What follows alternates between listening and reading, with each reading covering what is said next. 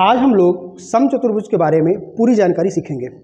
देखिए बेटा, जो समचतुर्भुज होता है इसकी सभी भुजाएं क्या होती हैं? बराबर। अगर ये ए है तो ये भी ए होगा, ये भी ए होगा और ये भी ए होगा।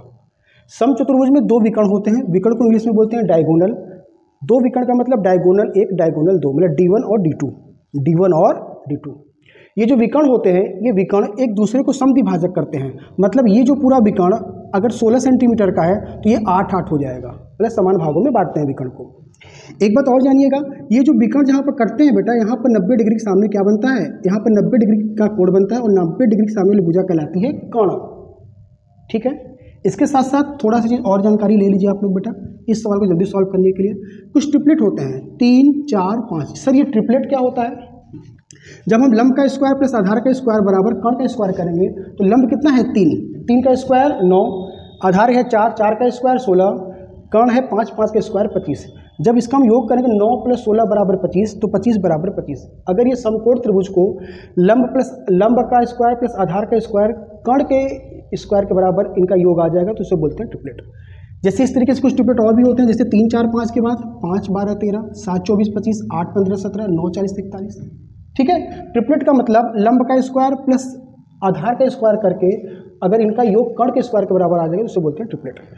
3, 4, 5 से आप और भी ढेर सारा ट्रिपलेट बना सकते हैं, जैसे 3 का 2 गुना 6, 4 का 2 गुना 8, 5 का 2 गुना 10। जैसे इसमें जब 3 से गुणा कर देंगे तो और ट्रिपलेट बन जाएगा। 3 त्रिक का 9, 4 तिहाई 12, 5 तिहाई 15। ठीक है, अब आइए इस सवाल पर। अब आइए बेटा इस सवाल पर देखिए क्या कह रहा है। एक समचतुर्भुज की एक भुजा 10 सेमी है। ये जो भुजा है बेटा इसकी कितनी है? 10 सेंटीमीटर की, तथा एक विकर्ण की लंबाई 16 सेंटीमीटर है। मैंने माना कि ये विकर्ण कितना का है? 16 का, तो ये 2 भाग में डिवाइड होगा, 8-8 के समान भाग में, क्योंकि ये विकर्ण एक दूसरे को समद्विभाजक करते हैं। बिल्कुल सर। अब एक बात बताओ बेटा, ये 90 डिग्री का कोण बना और 90 डिग्री के सामने वाली भुजा क्या कहलाती है? कर्ण। अब हमें ये सोचना है कि इसमें कौन सा ट्रिपलेट लगा हुआ है। आइए फटाफट देखते हैं। यहाँ 8 है, यहाँ 10 है। फटाफट देखो बेटा, यहाँ 8 है, यहाँ 10 है, तो बचा कौन? 6। तो यहाँ पर क्या आ जाएगा? 6 आ जाएगा। तो बेटा जो ये वाली भुजा है, ये वाली भुजा 8 थी, ये वाली भुजा 10 थी, तो ये वाली भुजा कितनी हो जाएगी? 6 सेंटीमीटर। अगर ये 6 सेंटीमीटर हुई तो ये भी कितनी हो जाएगी सर? 6 सेंटीमीटर।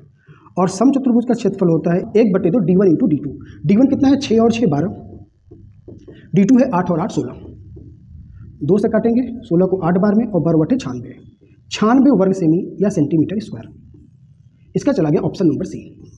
अगर आपको इतनी सी बात समझ में आई हो तो आप बेटा फटाफट इस प्रश्न का उत्तर दीजिए। और वीडियो अच्छी लगी है तो वीडियो को लाइक करिएगा, सब्सक्राइब करिएगा और शेयर कर देंगे, बहुत अच्छी बात है। Thank you so much.